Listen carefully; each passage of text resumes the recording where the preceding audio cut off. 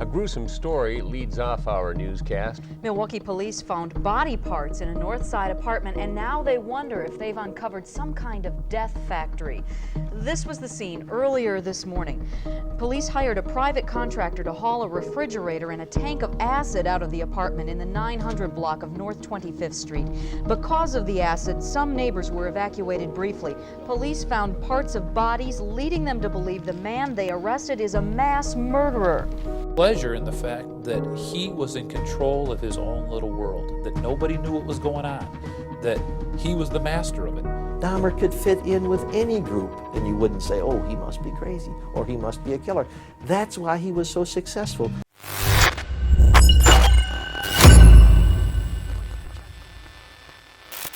Jeffery Dahmer, the name synonymous with some of the most heinous crimes in American history. Following the famous Netflix documentary, we all know how he first came into the limelight due to a series of gruesome murders.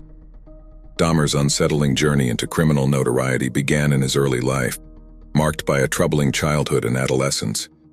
His behavior, while initially unremarkable, gradually revealed darker inclinations towards the bizarre.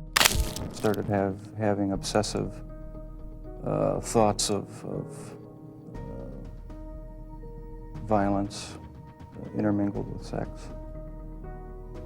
And it just got worse and worse. I didn't know how to tell anyone about it, so I didn't. I just kept it all inside. In 1978, Dahmer's dark path took a fatal turn with the murder of his first victim, Stephen Hicks. Dahmer, then just 18, encountered Hicks hitchhiking to a concert. Seizing the opportunity, Dahmer offered Hicks a ride, luring him back to his house under the guise of sharing a few beers. The encounter took a sinister turn when Hicks attempted to leave, prompting Dahmer to react violently. He beat and strangled Hicks to his death. Believe that he would do that. I felt very, very sick about it.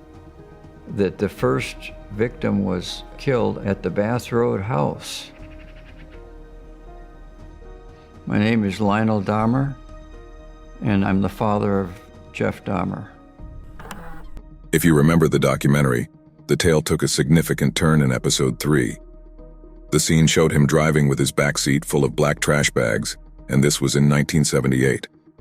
2 police officers pull him over, noticing his car is swerving all over the road. The officers knew that Dahmer had been drinking, and one asked him about the contents of the garbage bags.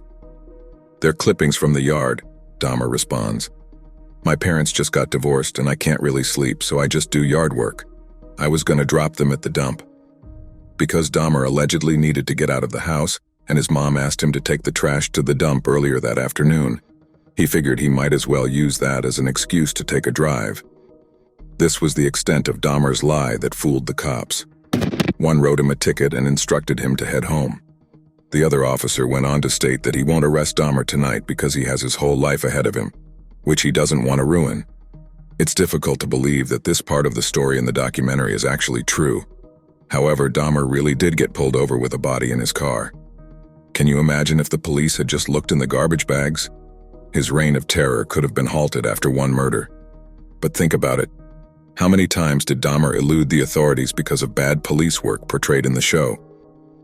One of the most glaring examples involved 14-year-old Konarak Cynthia Somphone, who, despite being found naked and in distress in an alley, was returned to Dahmer by officers John Balkerzak and Joseph Gabrish. He stated in no way did he ever want to hurt anybody.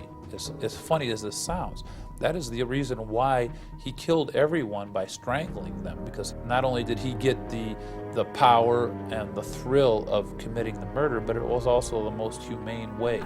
Dahmer convinced the police that Cynthia Somphone was his 19-year-old lover and merely drunk.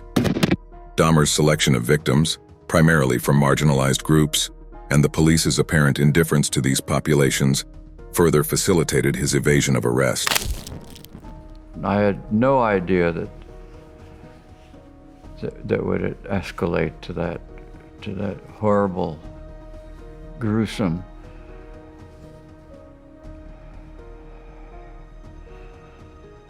situation. In 1991, Jeffery Dahmer was finally arrested after one of his victims, Tracy Edwards, managed to escape and led police to his apartment. Dahmer went on to confess to 17 murders and received 16 life sentences. In 1994, he was killed by a fellow inmate at the Columbia Correctional Institution. Still, it is indeed hard to ignore how the monster managed to elude authorities for so long. The parting question of the tale is, was this because he was a brilliant criminal? Or was this because the police force had a racism problem and Jeffrey was a beneficiary? We leave that to you. Like the video, and don't forget to subscribe to our channel for your daily true crime fix. See you in the next episode.